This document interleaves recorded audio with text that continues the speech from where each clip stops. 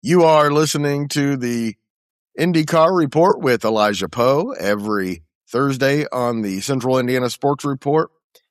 And before we get to Elijah, real fast, I want to let you know I have a new podcast called Greg and His Friends Talk Sports. And every night this week, we're going to have a live version of that talking about the NCAA tournament and the NAIA tournament, as it turns out, with Indiana Wesleyan in both the men's and the women's. And whatever else news there is, we'll be talking about it live. And by live, I mean I won't edit it very much and get it up as quickly as possible. And one thing we're going to be talking about, Elijah, is 9 Indy 500 winners going to be in this year's field. It just got announced a couple days ago, and that Takuma Sato and Helio Castroneves are going to be back in the Indy 500. And I can't say I'm surprised, but I got to ask you, who do you think will outlast the other between the pair? Well, that's a good question, because I've thought Helio was done before he won his fourth. I thought he was done before that. I thought he was done competing, and at Indy, he's just different. I think Castroneves is going to outlast him. I think he's going to go another 4 or 5 years. As long as people will let him have a ride, he's going to take it, and people are going to keep giving him rides. Yeah, and why not? It's once a year. As long as you're still competitive and physically capable, why not? Man, something tells me about Takuma Sato, even though he's up there in age. We watch him every year in practice and in qualifying. There is nobody who gets closer to that turn 2 wall than Takuma Sato. It is absolutely unbelievable what he's able to do. He stuck the thing on the front row last year. It's just incredible to see what he's able to do in his age, and especially being a very big backer in Honda. I think it's a perfect match for RLL. And I'm really excited to see what he can bring to that RLL program. They've had an okay start to this season, but they've struggled at the 500 other than Takuma Sato these last years. So I'm really hoping that team in general can really turn around. And he's a legend around the track, and it'd be a shame to see either him or Helio leave. You know how close Sato is to being a 4-time Indy 500 winner? Oh, I know. And it's amazing. You know, I think Castroneves and Sato between them probably have 20 combined race wins in their careers, and 6 of them are Indy. It's unbelievable to see what they do, how they drive, especially at Indy. You got to have some pretty risky lines, and you got to be pretty risky at some points to win Indy, and both of these drivers are known to do that. It's pretty incredible to see what they do, but they announced a couple days ago, but it also just got announced yesterday that Indiana football head coach Curt Cignetti is going to be driving the pace car at the Indy 500 this year. Good call. Can't do better than that, can you? Marcus Freeman, being a Notre Dame fan, I got to say. But okay, Elijah, be the Notre Dame fan all you want. Could there be a more popular choice at the Indy 500 this year than Curt Cignetti? Other than Caitlin Clark and Pat McAfee, I can't think of 2 other Hoosiers who stir up the crowd more. I don't even think right now, Elijah, that anyone is bigger than Curt Cignetti in this state, and I'm a Purdue fan. I think it's perfect. I mean, you want somebody who's going to bring some I just can't wait to see what he even says. Hosting after the interview, he's got the pace car. They do have to do some practice because, they're not just going to throw you in the car on race day in front of 400,000 fans and expect you to go drive. So I'll be really interested to see what he's going to say in the couple weeks before the race. I think they do it maybe in a day of practice, maybe in Fast Friday. I'm not really sure when they do it, but can't wait to see what he's going to say because, he's known to give some very charismatic interviews, and I'm sure he's going to have some really good ones in the month of May. Elijah, very few are better at the quips, that's for sure. Oh, I couldn't think of a better personality to do the pace car. It's going to be great to watch, and I hope they have him mic'd up in the car as well, because I'm sure he's not going to want to go that fast because they get you moving on the pace car. You're starting this thing off. You're going to be moving, that's for sure. By the way, Castroneves 4 wins at Indy of his career, 31, so I underestimated him a little bit. And Sato 2 of his 7 career wins at Indy. So still both inordinately high for multi-time champions.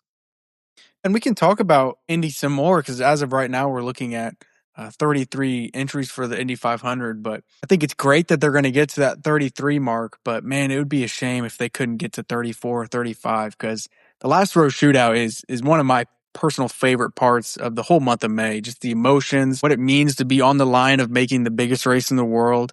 33 is great, don't get me wrong, but it would feel like something's left out of the month of May if we don't get more than that. I used to feel that way, especially when I came from a day where there were 33 spots for like 60 cars, and it was really compelling then. I'm to the point where the series needs growth, and entrants missing out on the Indy 500 is just such a hard thing to overcome. So I'm torn a little bit on it. It's a very fun day for sure when there's bumping, and it's very dramatic for definitely the most dramatic non-race event of the year, even over pole day. So I'm torn about it, but yeah, I'm no longer in the camp of, I've got to have more than 33, but it's cool when there are. Yeah, that's a good point. Be interested to see. There hasn't been any, I think, official, but there's been some rumblings that Prema might come back as a one-off for the 500, which I think they need to do. I mean, you're literally talking about a team who won the pole last year. That's right. It'd be a shame if Robert Schwartzman or Callum Ilott weren't in the field, but then again, they're not even in the field as it is right now. It's pretty dysfunctional over at Prema in general. A lot of changes going on in the leadership there, but nonetheless, I think the more cars, the better. Because I think if you get to a younger fan as well, there's no other racing series that I know of that's going to bump cars if you're not quick enough. So I love that aspect.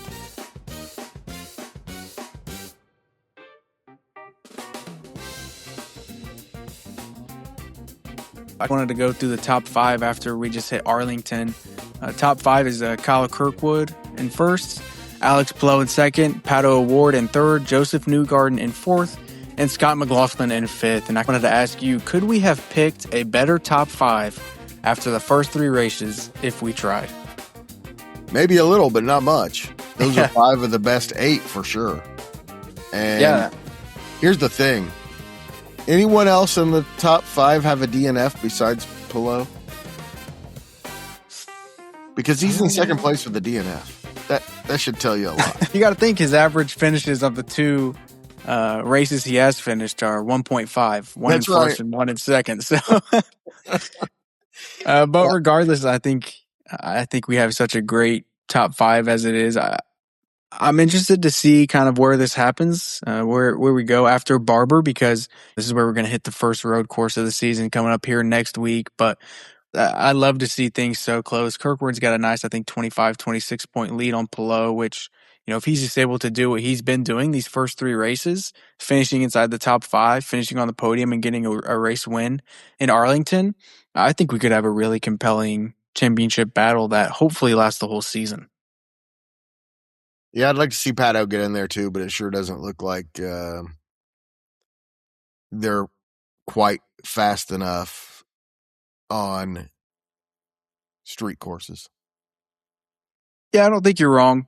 He even said it on Arlington. It's just the pace, and same thing at St. Pete, and honestly, the same thing at Phoenix. We talk about those last laps at Phoenix when he was right behind David Malukas, and Joseph Newgarden was actually behind Pato on strategy. So Pato had the preferred strategy, but he just was not able to get around David Malukas. That's just a pure pace standpoint that the McLarens are just lacking this year. No, and it's a shame because Pato definitely deserves to be a champion. I mean, you look at the way he's driven so far. He's still in third, even with a car that is underperforming compared to the Andretti's, Ganassi's, and Penske's. But such a great driver, and I'd be interested to see if he can kind of hang on, especially as we get into some of the ovals here later. But it's super, super big for him to do really well at Indy. I think he's going to be somebody's go-to pick for Indy. A lot of people's, honestly. He's my pick as of right now, but I'm a little concerned. Yeah, I think the pace will definitely improve for them at Indy. They've always ran really well there, especially in the past 4 years. He's always been up there, but just haven't been able to get it done. And that's just the way, Indy kind of goes. That whole team kind of needs to turn itself around, even though Lundgaard had a pretty solid first 3 races. I mean, Nolan Siegel hasn't been there really. And actually, it turns out that Nolan Siegel incident in Arlington was not due to Nolan Siegel. That was Santino Ferrucci's fault going bowling on that last restart there. That's not a surprise either, is it? No, it is not. No, it is not. But you hate to see that for McLaren because they definitely need. I'd be shocked if they go a couple more weekends without a race win. But then again, at the pace they've shown, I wouldn't be all too surprised. A couple weeks now before the next race, it's kind of a disappointment, kind of a letdown now after 3 in a row. It is a disappointment, I will say. I've gotten used to watching IndyCar every single weekend. It's been amazing. But the next race is going to be March 29th at Barber. Really, really cool track. It's always interesting to see how many passes and overtakes there are because it's not really set up for IndyCar. But, man, they look really good there. And it's usually always a good race. And you're talking about some good numbers. It just came in yesterday that the Arlington Grand Prix averaged 1.34 million viewers. And for the first time since the IndyCar merger in 2008, the first 3 races have had over 1 million views. That is a huge statistic for IndyCar. Yeah, this week they had a bit of a schedule change, so that might have affected some numbers. I thought it was a perfect spot at 1:30 on Sunday in that situation. The Big Ten was after the race was scheduled to end, and I kind of thought it was a perfect spot there, and I think they took advantage. Yeah, they've been doing really well on the Fox broadcast in general. I know there's been, maybe it's just me, but the issues with the timing towers, especially with the beginning of the races, nothing makes me more frustrated because those first 10 laps of a race are really, really pivotal. But Fox is up 48% from the first 3 races last year to this year, which is a huge, huge metric. And I'm going to be really interested to see, especially the Indy 500 number. I think that's something that always dominates a lot of graphics. Last year was around 7 million, but this year they're going up against Formula One, who decided to race in Canada on the same day. And I think the start is maybe an hour or 2 later or before, but they've got some competition on the continent this year. And it's going to be interesting to see. I just can't wait to see what really happens as we get on to these races and hit the really summer stride of IndyCar. All right, Elijah, I want to ask you a question. As you know, I am a fan of Ed Carpenter Racing, and I'm a fan of Rahal Letterman Lanigan. Those are probably my 2 favorite teams, if I have favorite teams, because I like the drivers more than anything. And last week was very concerning. If you look at both of those teams, they're fast on ovals. Should I be optimistic or pessimistic about Indy for those teams?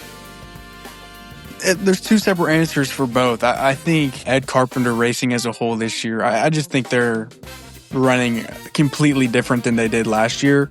I think they just look a whole lot better. Alex Rossi was able to knock out another top 10 in Arlington, and Christian Rasmussen, I think, was running pretty well until he had that incident. But I think ECR as a whole, I just think they look better overall. I think they're going to be better at Indy. Just not seeing the results. I'm just not seeing their cars at the front at the end of the race ever. Well, Alex Rossi had a top 6 in Arlington, and Rasmussen would have won Phoenix if that incident with Will Power didn't happen. Yeah, that's true. On the oval, I think we're seeing positive signs for sure. I think Indy's going to be a good one for them, especially on a bigger oval. I think they've got the speed, and when you look at Rasmussen, there's not a more aggressive driver in the series than him on an oval. And then you got Rossi, who was an Indy 500 champion, and hopefully Ed. Man, I'd love for Ed to win it once. I just don't think it's going to happen, but I think they're going to be more competitive than RLL. They looked pretty abysmal in Arlington. That is a street. They looked okay at Phoenix. I think you talk about RLL, we talked about Takuma Sato. I think he's always going to be in contention at Indy. And I'll be interested to see what Mick Schumacher, his times are going to look like. I think Graham, if their car is better, I think he's going to have a real shot. But Not really too sure about Louis Foster as a whole. He's had some really good performances on some road and street courses, but we really have not seen him on an oval really have a lot of success. But that's kind of a long way to say. I'm just not sure about RLL. I feel a little bit more confident in ECR to kind of perform well at Indy. And do you think that performance on short ovals translates at all to the super speedway at Indy? It's always hard to kind of pin that down, but I think the ECR cars look a whole lot better than in a car's wake and moving around and the passing opportunities on an oval than the RLLs did. And if you're able to stay in that wake in Indy and really suck up in that draft, you're going to have a lot of success in Indy. And I just think the ECR cars just looked a little bit better than the RLLs. That's for sure.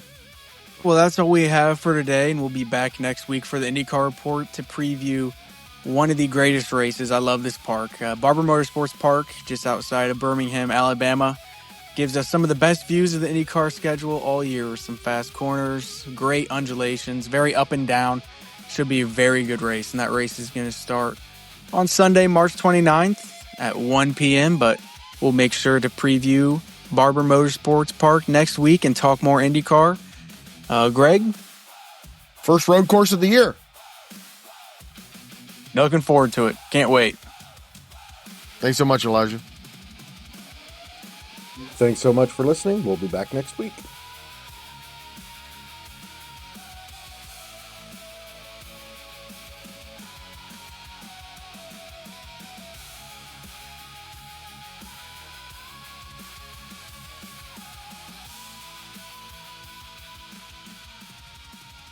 The Central Indiana Sports Report is a product of ITG Media.